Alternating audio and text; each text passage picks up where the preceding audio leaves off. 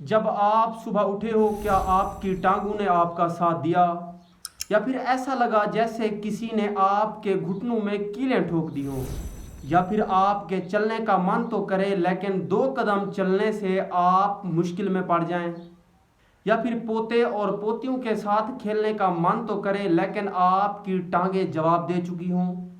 اگر ایسا ہے تو آج کی ویڈیو خاص آپ کے لیے ہے، کیونکہ آج کی ویڈیو میں آپ کو بتانے والا ہوں 4 ایسی قدرتی غذائیں جو بڑھتی عمر کے ساتھ ساتھ آپ کے گھٹنوں کو طاقت دیں گی، آپ کے جوڑوں پر موجود سوجن کو ختم کریں گی اور ساتھ ہی آپ کے ان پٹھوں میں لچک بھر دیں گی۔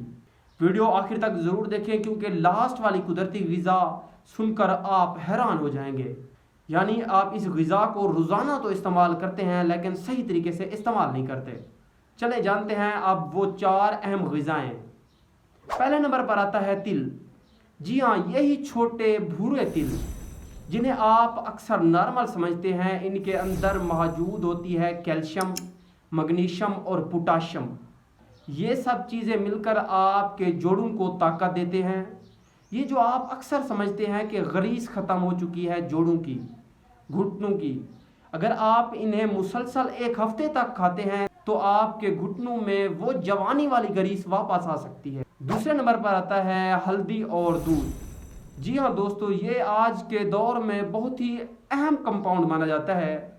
اس کے استعمال کا طریقہ کار یہ ہے کہ رات کو سونے سے پہلے 1 گلاس نیم گرم دودھ کے اندر 1 چمچ ہلدی ڈال کر پیا کریں۔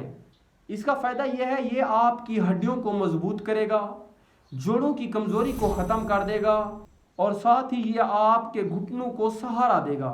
تیسرے نمبر پر آتا ہے بھونے ہوئے چنے اور مونگ پھلی۔ دوستو، اس میں پائی جاتی ہے پروٹین اور توانائی۔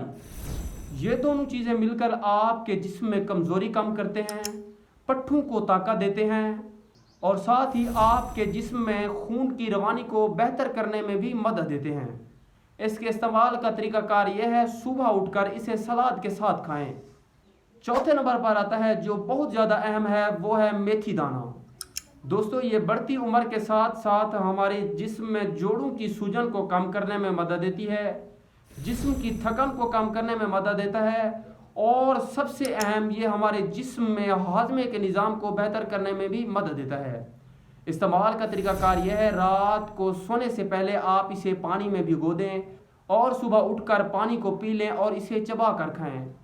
دوستو یاد رہے، اگر آپ تلی ہوئی چیزیں، کولڈ ڈرنکس اور جنک فوڈ کم نہیں کریں گے تو ان خوراک کا اثر آپ کے جسم پر نہیں ہوگا۔